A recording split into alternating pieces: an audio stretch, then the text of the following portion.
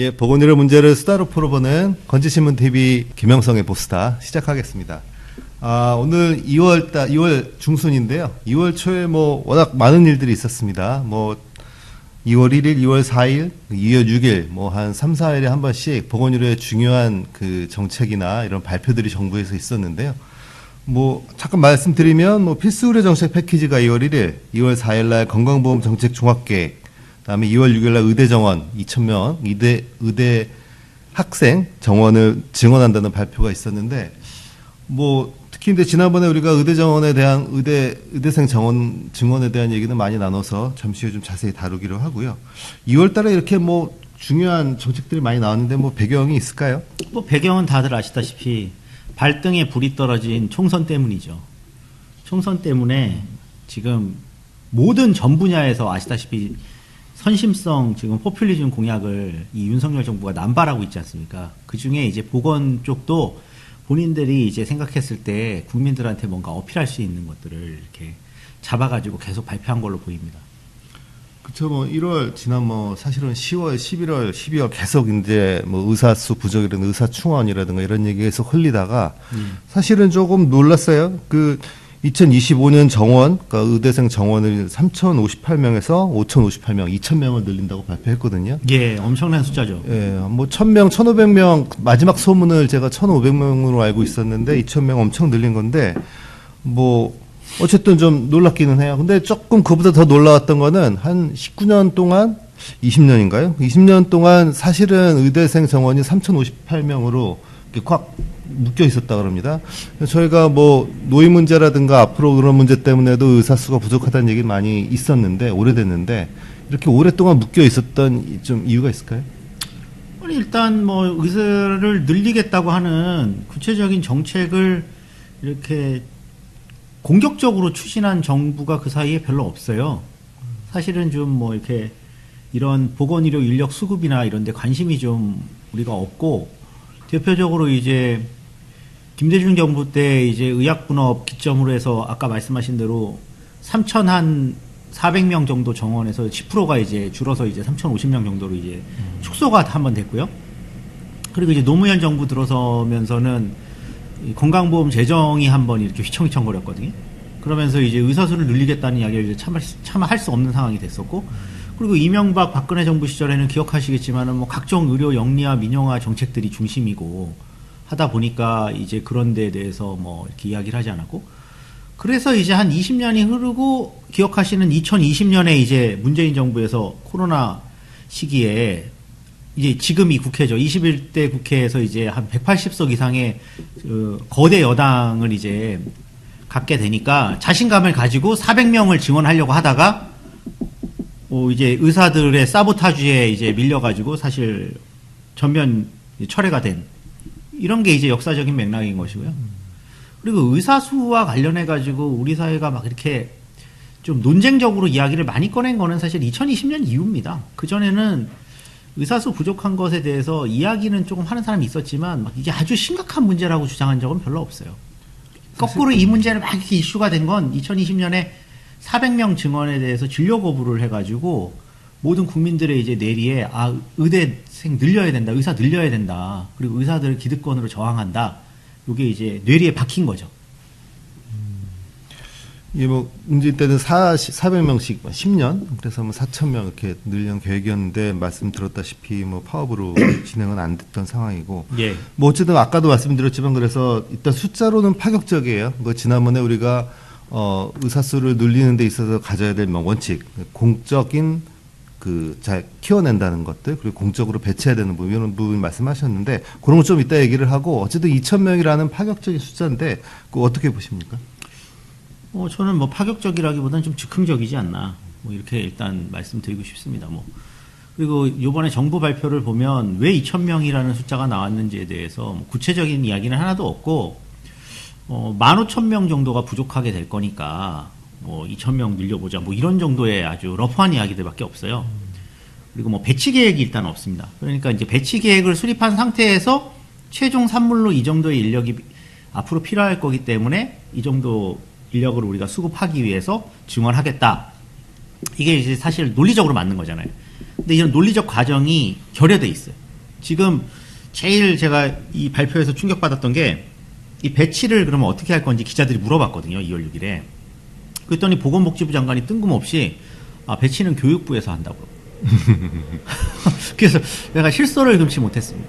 배치를 사실은 보건복지부에서 계획을 해가지고 증언안을 내서 교육부랑 상의를 하는 것이 맞는 거죠. 그렇다면 이게 국가의 보건계획의 일부로 이걸 하는 게 아니라 교육부한테 배치하라고 그냥 한다는 거는 일종의 교육 양성 프로그램으로서 이거를 생각한다는 건데, 그렇다면 그냥 총선용 포퓰리즘밖에 안 되는 거죠, 실제로. 교육부에서 뭐라 그랬어요? 그래서? 교육부에서 배치한다는 거죠. 근데 문제는 교육부는 배치할 어떤 근거라는 것이 교육부 자체 갖고 있는 뭐 대학이 가지고 있는 어떤 교육 환경 여력, 그리고 뭐 그 대학이 어떤 원하는 수, 뭐 이런 것들이 훨씬 더 이제 중심이 될 수밖에 없잖아요. 교육부가 무슨 수로 그 지역에 뭐 특정 진료과가 얼마나 부족하고 앞으로 향후 지역 의료에서 어느 정도 결손이 발생할 거고 뭐 이런 거를 교육부가 알 수도 없고 그걸 보건복지부가 알려준다는 것도 넌센스입니다. 그러니까 애초에 이 이야기 자체가 사실은 진정성은 별로 없다. 저는 그렇게 파악이 되고요. 그리고 숫자도 이렇게 크게 나오게 된 거는 뭐 이게 그냥 총선용이기 때문에 솔직히 까놓고 그냥 1000명 정도 했을 때 어느 정도 지지율이 올라갈까, 2000명 정도 했을 때 어느 정도 올라갈까, 뭐 이런 것만 고려했을 거라고 보이는 거고, 숫자가 이렇게 딱 떨어지는 것도 말이 안 되는 데다가 그렇게 해서 이제 의사 기득권을 확실하게 윤석열 정부는 혁파하고 지나갈 수 있다. 그리고 파격적인 2000명을 제시해가지고 여러 곳에 이제 지지를 끌어내려고 했던 게 명확한 정책입니다. 그렇다면 혹시 이제 뭐 여러 가지 문제가 예측된다면 혹시 이거를 철회하거나 뭐 축소한다거나 그럴 가능성은 없어요? 그럴 가능성도 저는 있다고 생각합니다. 특히나 가장 이제 윤석열 정부가 여기서 빠져나가는 좋은 방법 중에 하나는 이제 배치를 총선 이후에 하는 건데요. 지금 배치를 4월 중순까지 하면 되거든요. 총선이 4월 10일입니다. 총선 끝나고 배치를 하면 되고, 근데 이제 배치할 때 우리는 2000명을 늘리고 싶었는데 교육부에다가 배치하라고 했더니 교육부에서 각 대학병원들하고 이렇게 상의해보고 의과대학하고 상의해보니까 이게 그렇게 지금 당장 늘릴 수가 없어. 그래서 이제 축소되는 요런 이제 그림을 만들 가능성도 있고요. 그리고 또 뭐 지금 뭐 아시겠지만은 뭐 의대생 뭐 전공이 이제 젊은 의사들은 지금 벌써 엄청나게 반발하고 있잖아요. 이 어떤 식으로 지금 상황이 바뀔지 모르는데 실질적인 집단 진료 거부로 갈 가능성도 상당히 높고, 그러면 그런 문제들하고 또 이제 이면에서 협상하면서 이 숫자는 조정될 가능성이 저는 충분히 있다고 생각을 합니다. 뭐 우리 보건의료단체연합이나 이쪽에서는 어쨌든 우려의 목소리가 좀 더 컸지만 뭐 오늘 서명서 몇 개 보니까 어쨌든 2000명에 대해서 또 환영한다는 일부 시민단체들도 있더라고요. 그러니까 일단 반쪽이니까 일단은 환영하되 이거를 뭐 잘 조정하면 되는 거 아니야, 이런 유의 이제 의견들도 있는데 어떻게 보십니까? 그 증원한 이후에 뭐 지역이라든가 필수 과목 배치를 잘 짜집기 할 수 있는 그런 방안은 좀 없을까요? 그것은 이제 우리가 이 시장주의적 의료를 계속 추진하는 윤석열 정부에게 완전 개가천선을 바라는 그런 건데 가능성이 거의 없다고 저는 생각하거든요. 윤석열 정부의 보건의료 정책의 어떤 핵심적인 방향성은 시장 중심, 그리고 이제 의료 상품화, 그리고 이제 실손보험으로 대체되는 민영보험의 이익을 옹호하는 걸로 지금 이제 컨셉이 완성이 되어 있는데, 이런 차원에서 뭐 그렇게 이것이 저희가 원하는 뭐 지역의사제라든가 뒤에 좀 이야기하겠지만 공공의대라든가 아니면 최소한 그거는 아니더라도 뭐 지역에 다금 배정이 된다든지 이럴 가능성은 저는 거의 없다고 생각하고요. 사람들이 제일 이제 오해하는 것 중에 하나가 의사들이 너무 이 증언에 반대를 하니까 일단 증언이라도 하자라는 주장을 많이 하시는 분들이 있는데, 그렇게 증언해가지고 딱 노골적으로 다 피부 미용하게 되면 무슨 의미가 있겠습니까? 우리 국민들한테. 뭐 물론 사교육 시장 활성화되고 지금 입시생들은 뭐 2000명 정도 사실은 상위권에서 배정 숫자가 늘어나니까 다 뭐 윈윈하는 것처럼 보일 수 있겠지만은, 사실 이 의대 정원을 늘리려고 했던 원칙은 의료 공백을 해소하려고 했던 거잖아요. 그 부분과 관련해서는 해결될 가능성이 별로 없고, 저는 그래서 이런 숫자가 늘어나는 거를 그냥 지지하는 경우는 시장주의적 의료에 대한 어느 정도의 그 견제가 없는 사람들만 가능하다고 저는 거의 생각을 하는데, 뭐 그렇다고 그런 주장하는 뭐 시민사회 단체를 제가 뭐 완전히 폄훼하려는 것은 아닙니다만, 그리고 민주당만 해도 이 정책에 대해서 민주당이 대단히 그 자유주의적인 그 어떤 정강을 갖고 있는 민주당만 해도 이게 반쪽짜리 정책이라고 이야기를 하거든요. 근데 그 사실은 시민사회 단체에서 이걸 환영한다고 주장하는 거는 저는 좀 넌센스라고 생각합니다. 그리고 윤석열 정부의 보건 정책이 이게 통일성과 일관성이 있어야 뭐 이걸 환영을 하죠. 이게 앞다르고 뒤다른데 이게 누구를 위한 정책인지 알 수가 없는 정말 희귀한 즉흥적인 총선용 포퓰리즘 정책이기 때문에 하여튼 강력하게 비판해야 되고, 보건의료단체연합 그 저희 성명은 청취자분들께서 직접 들어와서 보시면 알겠지만 이 시장주의적 윤석열 정부의 이번 증언안을 완전 철회하라는 게 저희의 그 헤드라인입니다. 예, 저희는 이 정책을 지지할 이유가 전혀 없다고 저는 생각합니다. 예.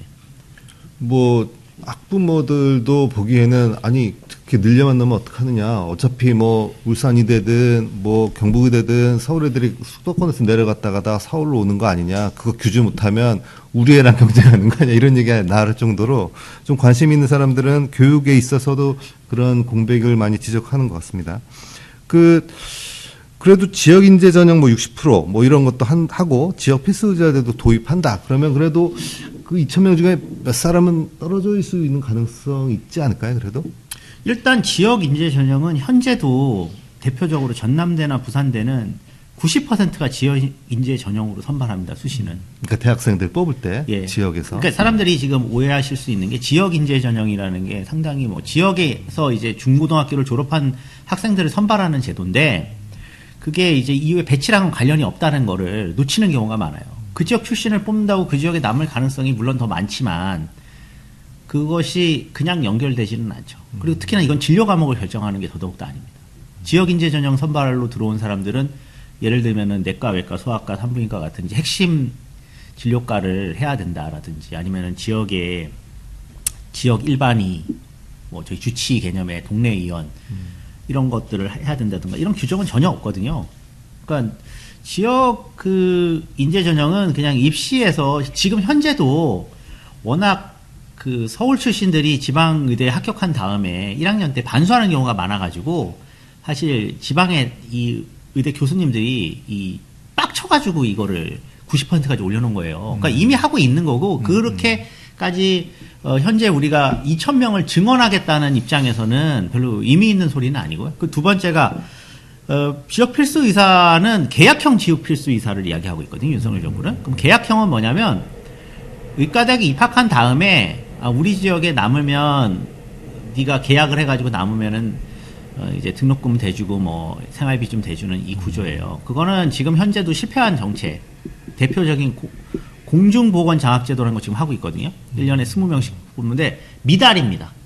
20명을 못 채워요. 반도 지금 안 차요.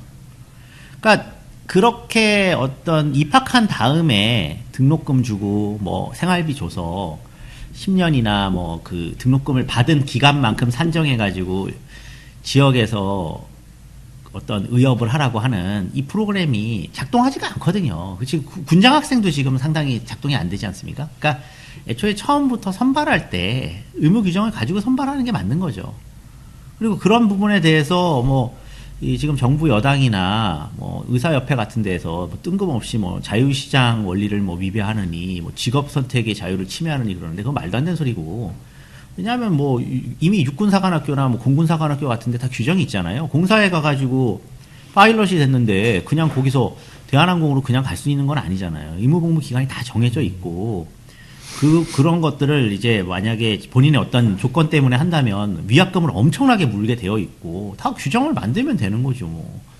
그러니까 그런 내용이 하나도 없다는 이야기는 사실은 저희가 이제 2달 전에 이미 이걸 한번 했었는데, 이 증언안의 핵심은 아마 대형 사립병원들의 인력 충원에 맞춰져 있다고 이렇게 해석하시는 게 맞는 거라고 저는 봐요. 그쪽으로 뭐 반대나 이런 목소리가 없나요? 뭐 예를 들면 병원협회 뭐 이런 데들은. 아니 물론 뭐 병원협회도 지금 의사협회, 그 병원협회 상당수가 이제 의사들이니까 뭐 의사협회 반대 때문에 노골적으로 뭐 찬성하거나 아니면은 뭐 겉으로는 반대하는 척 할 수 있죠. 2020년에도 병원협회도 결국 마지막에 반대했지만 원래 처음에 400명 증원하기 전에 논의했던 건 병원협회가 맞고요. 지금 만약에 2,000명이라고 하는 숫자가 뭐 어떤 분들은 뭐 이게 뭐 교육할 수 있다 말라 하는데 그건 교육할 수 있다가 중요한 게 아니라 제대로 교육하려면 결국은 충분한 임상교원이 있고 교육병원이 있는 곳들밖에 이걸 해낼 수가 없거든요. 그렇다면 어디가 제일 먼저 떠오르느냐? 정원 40명밖에 안 되지만 서울에 3,000병상 갖고 있는 아산병원 같은 데가 늘릴 수 있는 가장 큰 영향이 있는 거예요. 결국 그렇게 교육부에서 이제 여러 가지 과정들을 통해서 이제 지금 스텝을 밟아가고 있는 것이고, 그리고 이제 아산병원 같은 경우도 이제 의과대학은 울산에 있잖아요. 그러니까 마치 이게 지방에 있는 무슨 의과대학 키우는 것처럼 포장도 가능하고. 근데 이제 이미 2달 전에 제가 숱하게 이야기를 했지만 그렇게 했을 경우에 과연 무슨 우리 국민들에게 이익이 있느냐는 거죠. 그러니까 그런 문제들에 대한 답이 하나도 없다는 점에서 요번에 이 2,000명 증원안은 사실 사회적 갈등만 더 많이 불러일으키고 실질적인 의료개혁의 시발점이 되기보다는 다른 모든 의료개혁 쟁점들을 블랙홀처럼 빨아들이면서 이 윤석열 정부가 노리는 이 프레임 싸움에 빨려 들어가는 이런 구도가 훨씬 더 저는 심각하게 의심이 되고, 그리고 저희도 그 부분을 조심해야 되는 그런 상황이라고 생각을 합니다. 그러니까 어쨌든 정치적으로 활용하는 측면이 좀 크고, 그다음에 이제 빅5 병원 같은 이쪽의 어떤 인력 부족 문제를 해소하는 측면도 있고, 그러면서 우리 의료 체계는 좀 더 혼란에 빠지는 그런 것이 아닌가 우려하시는 말씀인 것 같습니다. 그 아까 제가 그 지역 배치 문제는 질문을 드렸고, 이제 저도 그 질문지를 좀 보니까 필수 과목은 그러면 증가된 의대생들이 어떻게 필수 과목에 가게 하겠느냐, 이제 이런 질문을 하니까, 2월 1일 날 발표했던 필수 의료 4대 정책 패키지를 통해서 필수 의료에도 인력들이 많이 갈 것이다. 그렇게 얘기를 했습니다. 그래서 다음 질문으로 넘어가면 필수 의료 4대 패키지라고 발표했는데 이건 어떤 내용인가요? 뭐 저는 뭐를 4대라고 하는지 모르겠는데 정확하게 두 가지가 요지였습니다. 첫 번째는 수가를 인상해 준다는 거거든요. 뭐 공공정책 수가도 있었고 뭐 가산도 있었고 뭐 그거를 뭐 몇 개로 나눴는지 모르겠는데 그냥 일단 수가를 올려주겠다. 보상을 좀 더 해주겠다. 요게 하나 있었고요. 그리고 두 번째로 이제 이전하고 확실히 다른 거 하나가 있었던 건 어떤 의료사고에 대한 형사처벌 완화해 주겠다는 거였어요. 저는 이제 후자 같은 경우는 좀 진전된 정책이라고 생각을 하긴 합니다. 그러니까 어떤 의료사고에 대해서 지금 이제 너무 이게 사법국가 시스템으로 인해서 막 소송이 막 남발되고 그러는 것들은 사실 건강보험 같은 공적보험 제도를 갖고 있는 한국에서 좋은 일이 절대 아니거든요. 그리고 이제 공적 책임을 서로 분담하는 게 맞는 거고요. 그리고 형사처벌을 실제로 완화를 해야 민사로 넘어가지 않는 그런 경우도 많기 때문에 나름 진전된 거라고 저는 생각을 합니다. 근데 이제 그것만 가지고 필수 의료에 진입하느냐라는 거는 다른 문제라고 저는 생각하거든요. 그러니까 형사사고랑 이런 어떤 의료사고 위험성 때문에 필수 의료에 진입하지 않는다고는 좀 보기 어렵죠. 그러니까 필수 의료에 진입한 사람이 이탈할 때는 그 문제가 발생하기 때문에 의미 있는 정책일 수 있지만 애초에 처음에 필수 의료를 진입할 때는 이제 형사사고나 뭐 의료사고 걱정돼서 나 이거 너무 하고 싶었는데 진입하지 않는데 이건 아니잖아요. 그러면 결국 남는 부분은 뭔가 배치나 처우 문제에 대한 이야기가 있어야 되는데 유일하게 나온 게 수가입니다. 그러니까 이제 행위별 수가제에서 저때도 말씀드렸지만 이게 그냥 하나하나 보상 체계를 더 올려주는 거는 이미 20, 30년 동안 실패한 정책 또 하겠다는 거거든요. 지금도 뭐 가산수가 외과 계열이나 흉부외과 같은데 뭐 산부인과 분만 뭐 이런데 지금 계속 늘려왔어요. 그래도 지역에 안 가는 이유는 행위별 수가제에서 전에도 말씀드렸지만 행위 자체가 많이 발생하지 않으면 여기 그 건치 선생님들 다 아시잖아요. 이게 지금 환자가 적은데 단가를 뭐 어디까지 올려도 거기 개업할 리가 없잖아요. 결국은 그런 부분은 공공에서 그 인프라를 채워주고 정액으로 그 사람의 어떤 근무 지속성을 보장해 주면서 그곳에 배치하는 수밖에 없거든요. 근데 그런 계획은 하나도 없거든요. 그러니까 사실 필수 의료 정책 패키지라는 게 저는 무슨 내용을 하려고 했던 건지 그러니까 형사처벌 완화 말고는 사실 내용이 없고 그냥 과거에 했던 거 다시 짜집기였다고 저는 생각을 합니다. 그래요. 저도 뭐 이게 그 국문에 나온 내용은 인력 확충, 4가지 패키지라는 게 인력 확충, 지역의료 강화, 의료사고 안정망, 그다음에 공적 보상, 이 4가지였거든요. 공적 보상이라고 하는 건 아까 말했듯이 이제 수가를 보완해 주는 거 그런 거였고, 의료사고 안전망은 말씀하셨다시피 그때 의대 목동 병원 사건처럼 그런 부분에 대한 어떤 재고라든가 이런 것들인데 인력 확충은 뭐 의대생 증원일 거고요. 지역의료 강화는 뭐였을까요?